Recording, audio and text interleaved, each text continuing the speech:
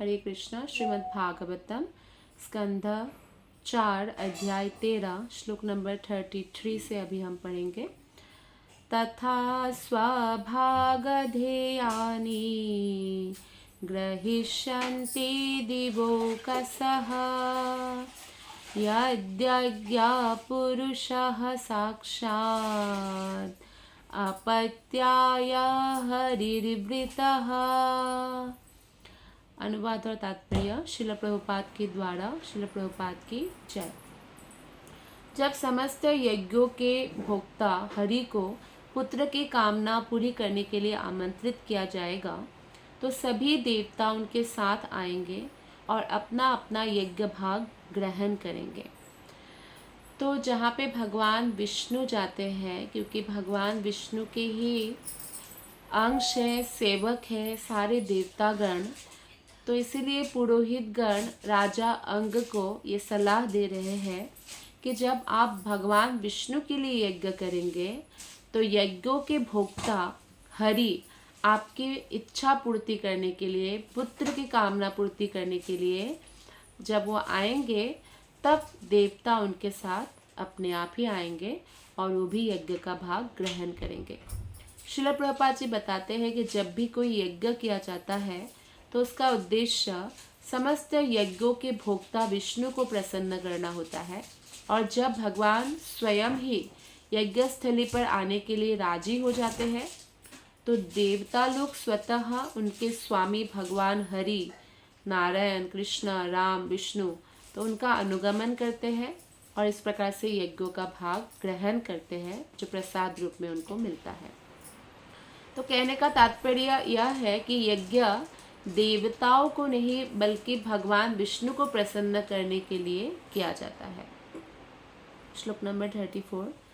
तांस्तान कामान हरिर्दद्यात्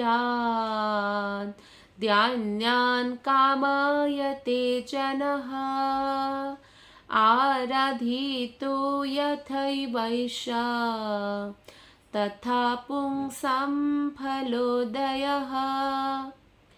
यज्ञों का कर्ता ये कर्मकांड के अंतर्गत है। जिस कामना से भगवान की पूजा करता है वो कामना पूरी होती है।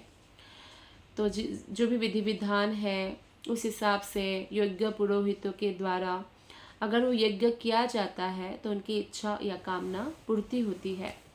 तो प्रभुपाद यहाँ पे बताते हैं कि ये कर्मकांड है, क्योंकि भगवान जो है समस्त बद्ध जीवों को इस संसार में स्वतंत्रता दिया है। भगवान ने शास्त्र दिया है और शास्त्र भी रजोगुणी लोगों के लिए भी है, तमोगुणी के लिए भी है, सत्वगुणी के लिए भी। 18 पुराण को भी डिवाइड किया गया है। 6 पुराण सत्वगुणी लोगों के लिए, 6 पुराण रजोगुणी के लिए, 6 पुराण तमोगुणी के लिए। तो हमारे जो वेद है वो किसी को भी एक्सक्लूड नहीं करता है, जो जो अपने कैपेसिटी के अनुसार जो है, ताकि वो धीरे धीरे प्रगति करे। जैसे फॉर एग्जाम्पल बलि प्रथा। तो माता काली देवी के जो गण हैं, जैसे कि यक्षिणी या शिव जी के जो गण है यक्ष इत्यादि, तो ऐसे ही माता काली के भी गण हैं। और जो भी बलि दिया जाता है तो देवी के गणों के लिए होता है। तो इसलिए उसका प्रसाद ग्रहण करने के लिए भागवतम में मना किया है, क्योंकि वो मांस होता है और अगर जो वो खाते हैं उनका अगर अवशिष्ट कोई खाएगा तो वो भी भूतनी, पिशाचिनी या यक्षिणी वो बनेंगे।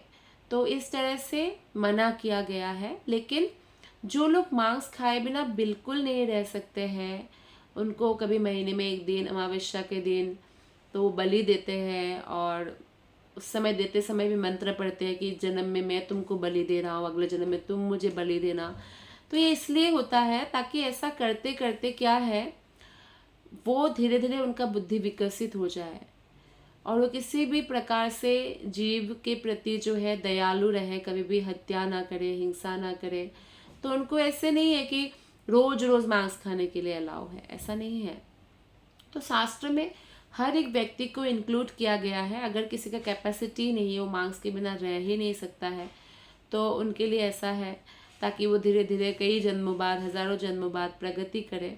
मतलब वो वेद के अनुसार कार्य करे, ना कि वेद के अगेंस्ट करे। तो भक्त से कहते हैं कि उस प्रकार कर्म ना करके श्रेयस्कर होगा कि कृष्ण के शरण में आए। वो अपनी इच्छाओं को पूर्ति करने के लिए स्वतंत्र ढंग से कार्य ना करें, भगवान के शरण में आए, तो भगवान स्वयं उनके जो है ज़रूरतों का भार उठाएंगे। एक भक्त तथा सकाम कर्मी के बीच यही अंतर है। सकाम कर्मी मतलब वो कुछ ना कुछ यज्ञ करेंगे, कुछ भी करेंगे, एक प्रकार से वो बिजनेस करेंगे कि देवताओं के लिए मैंने पूजा किया तो उसके फलस्वरूप मुझे ये मिलना चाहिए। मैंने अगर ये नवरात्र का व्रत किया तो मुझे ये फल मिलना चाहिए। लेकिन कोई अगर ऐसा ना करके देवी के लिए भी निस्वार्थ भाव से प्रेम के कारण अगर व्रत करे, या शिव जी के लिए भी ऐसे निस्वार्थ भक्ति करे, तो ऑटोमेटिकली महादेव या माता दुर्गा जो एक बड़ा वैष्णव और वैष्णवी है, वो उनको भगवान कृष्ण की भक्ति प्रदान करते हैं। तो सकाम कर्मी केवल कर्मों का फल भोगता है, लेकिन भगवान के जो भक्त होते हैं, क्योंकि वो भगवान के निर्देशन में भक्ति मार्ग पर अग्रसर होते हैं, तो इसीलिए वो भगवान के धाम को जाते हैं। तो इससे ये पता चलता है कि हमारा एकमात्र लक्ष्य होना चाहिए भगवान की इंद्रियों को तुष्टि करना।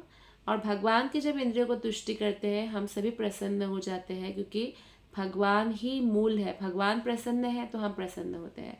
मेटेरियलिस्टिकली हम मेटेरियल जो लाइफ है उसमें कितना ही हम सुख पा लें, फिर भी लोग जो है डिप्रेशन में रहते हैं, दुखी रहते हैं।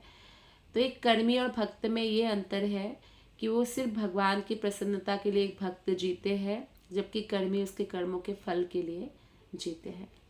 आप सबका बहुत बहुत धन्यवाद। हरे कृष्ण।